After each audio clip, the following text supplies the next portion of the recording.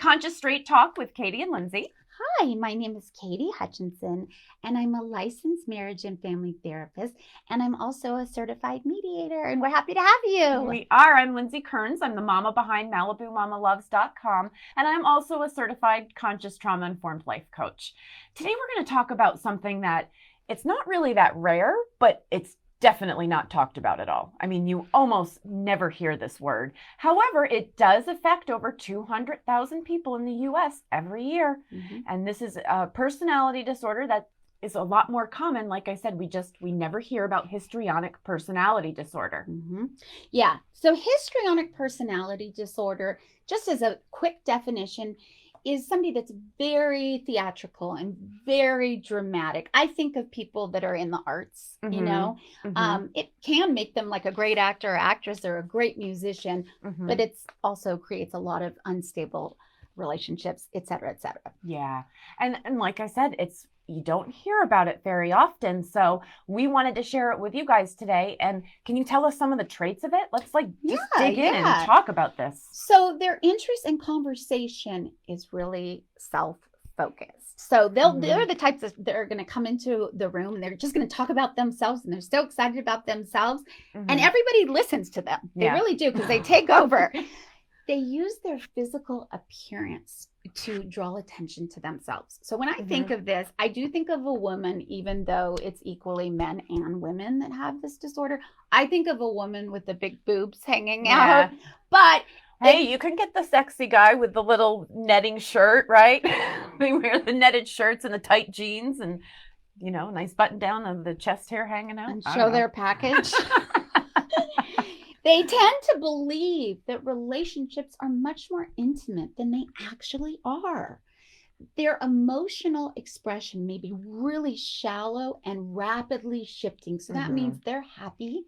They're so happy. And then 2 minutes later, they're crying. Yeah. Their style of speech is very impressionistic and it's lacking in detail, which tells me that they're probably not telling the truth a lot of the time. Or they probably have no idea what they're talking about and they just want to look good. Exactly. Yeah. And they tend to be the life of the party. So they're so gregarious that you gravitate towards them. Mm-hmm. And this is really important. They cannot handle any type of criticism. And I'm going to talk about antidepressants later because that helps with this. Yeah. Well, and I mean, we all know somebody who, oh, how am I going to broach with them that they've done this wrong or that this needs to be corrected and it becomes a big thing. Mm-hmm. That person could be potentially histrionic. Mm-hmm. They do well with jobs that value creativity and imagination, but they do lack and have difficulty with tasks that demand logical or analytical thinking. They're unstable and shallow emotions. They have a very distorted self-image. And again, the unstable relationships, like you were talking about, they think it's something that it's not, or trying to make it something that it can't be. They're highly suggestible with, I said that, unstable relationships, and they're just constantly needing attention and gratification, or they get bored and frustrated super easily. They're out of there, right? Constantly seeking reassurance, or they'll go find it somewhere else, right? Do you want me to tell you an example of the highly suggestible?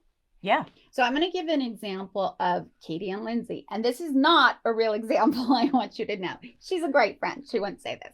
So let's say Lindsey says to me, Katie, you need to lose some pounds. You're getting a little chunky there. That would be so hard for somebody that's histrionic to take.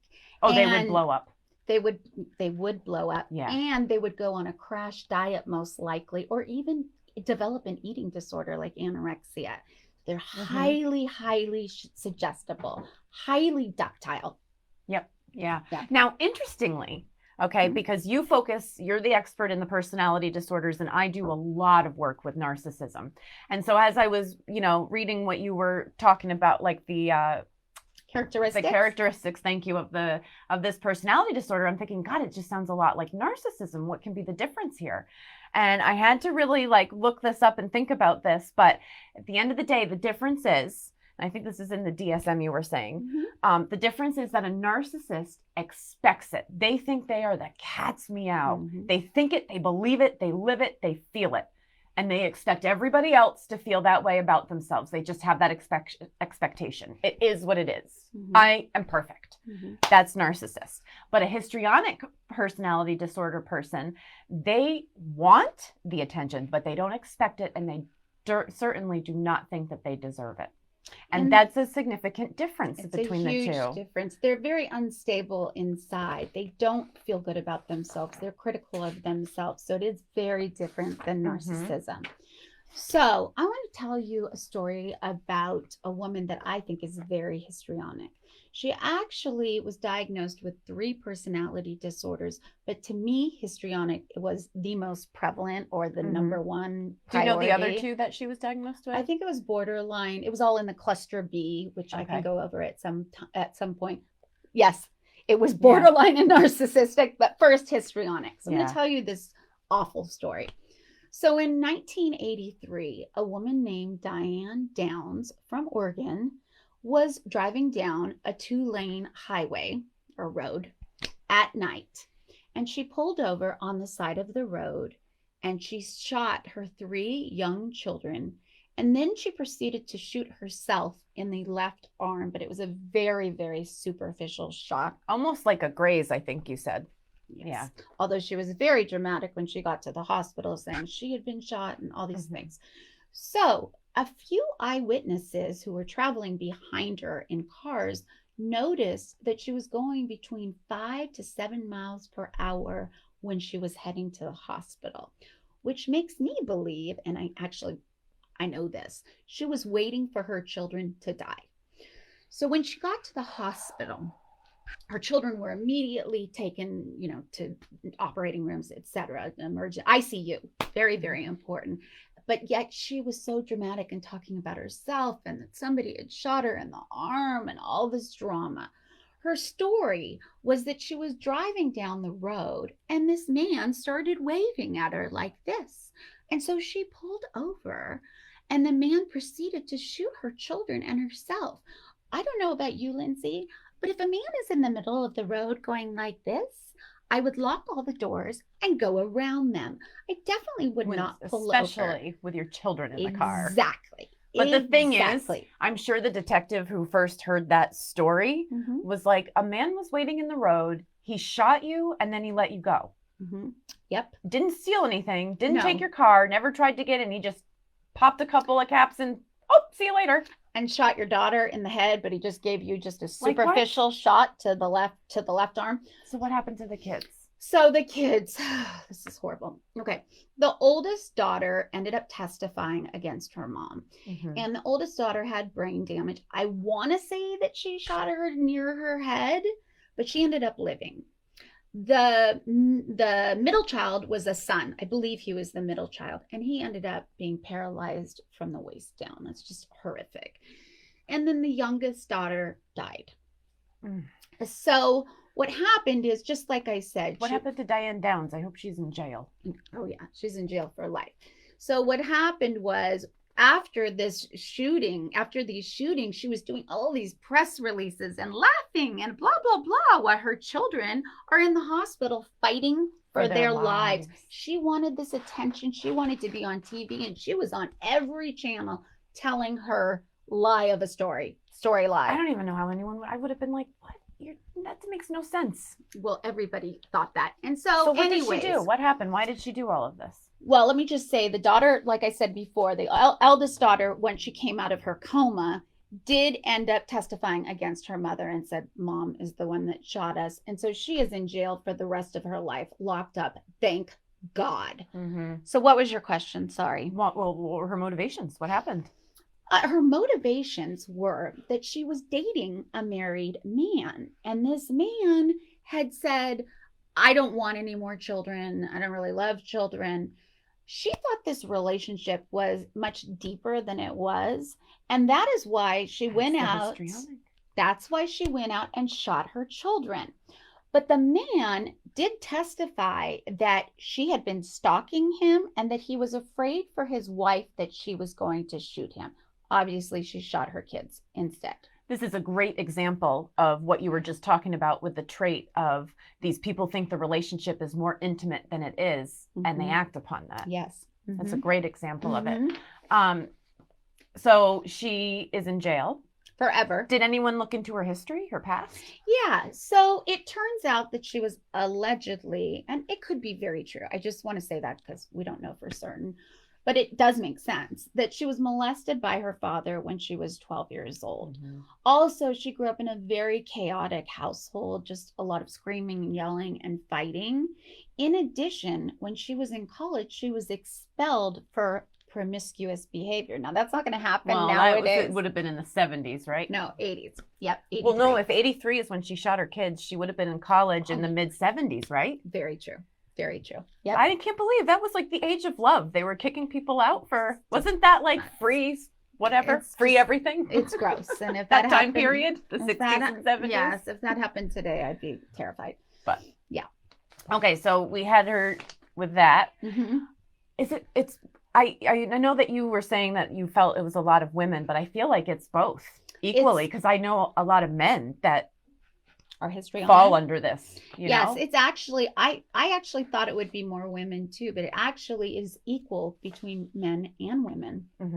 Now, is this an extreme case or is this like normal with histrionic that they go to this level that Diane Downs went to? No, this is a very extreme case. Just because they're histrionic does not mean that they're going to murder their children. Yeah, it was a good example though of all the characteristics really coming out, so you can see. How do we diagnose a person with this disorder?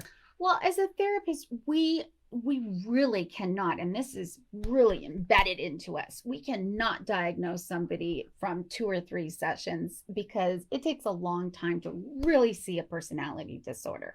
So I would say that it takes about 10 to 20 sessions to diagnose a personality disorder if you're actually doing a good job. Is that almost like a year? Or what, 6 months? No, because they might be coming in 2 or 3 times a week. Okay. You know what I mean? But definitely a couple of months before you can diagnose, right? It depends if they're coming in all the time. Some people come in 3 times a week. I know after my divorce, I was going to my therapist 3 times a week. And they have to be a certain age. They have to be over 18 years of age. And that's because we'll talk about what children are like. And then it goes all the way up to 60 plus. They can be 90 years old and be diagnosed. It's almost like adult children. They never grew out of some of the things that a lot of the rest of us learn that's not okay behaviors. It's learning to control your emotions, right? So when we're kids, most of us, well, a lot of us want to be the center of attention, and we definitely had difficulty regulating our emotions. So it's about teaching them how to regulate their emotions, how to handle the criticism and reframe that criticism, and just working on their self-esteem. So is that what you do for treatment? Yes. And there are various different treatments. I tend to go to cognitive behavioral therapy. So just working on their thoughts, what they think about themselves, because they tend to be highly critical, and just changing that thought process. In addition, I think group therapy is great for people with personality disorders because here they are with their peers or just a group of people. And hopefully somebody's going to call them out on their behavior other than just the therapist. And that's very helpful. In addition, psychodynamic therapy is very important because you're looking back at their history, their trauma. Just like I said, Diane Downs was molested allegedly by her dad when she was 12. So that would be looking at the pathology in the family as they're growing up in their formative years. Another thing that can be helpful are antidepressants, because a lot of these people experience depression and anxiety. In addition, antidepressants, if you're on the right dosage and you're on the right medicine, can help you tolerate your emotions more. So it can help you tolerate this criticism. Yeah. Well, and it sounds like the goal of all of this treatment, right, is to help the person uncover their motivations and their fears that are associated with their thoughts and behaviors, and to help them learn to relate to others better in a more positive light.